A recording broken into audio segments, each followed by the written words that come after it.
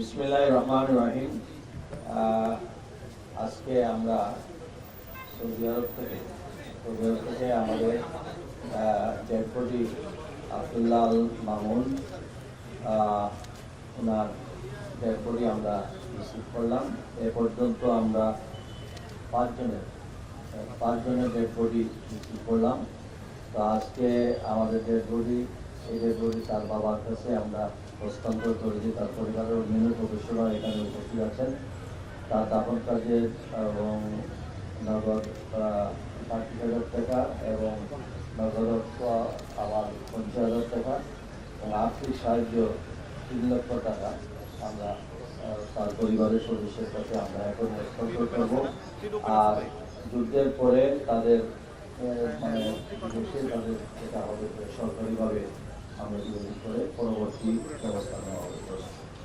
এই পর্যন্ত আমাদের কাছে প্রাপ্তি যে 7 জনের মধ্যে আমরা 5 জনের লাশ আমরা এই পর্যন্ত রিসিভ করলাম। ধন্যবাদ।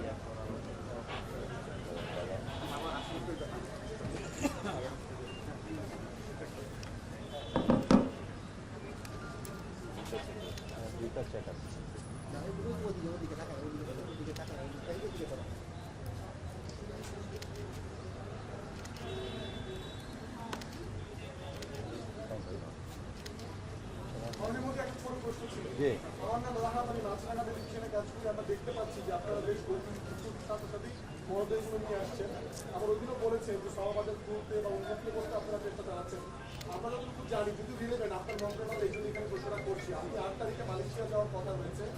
ওই বিষয়ে যদি তোমাদের কিছু জানান যে 8 তারিখে মালয়েশিয়া সমাবাদের তুলতে আপনি যাচ্ছেন কিনা, কি নিয়ে আলোচনা হতে পারে? আমরা যাচ্ছি ওদের ওই দেশের সরকারের মন্ত্রণালয় থেকে তারা আমন্ত্রণ জানিয়েছেন। আমরা এখান থেকে যাচ্ছি আমাদের বাংলাদেশের সরকারের পক্ষ থেকে। ইনশাআল্লাহ এখানে যাওয়ার পর আলোচনা করে আপনাদের সবাইকেই তো আমরা সেটা কি আলোচনা হবে এবং আলোচনার পরে আমরা তো চেষ্টাই করব যাতে যত দ্রুত সমাজের সমবায় মার্কেটটা ওপেন করার জন্য। তো আমরা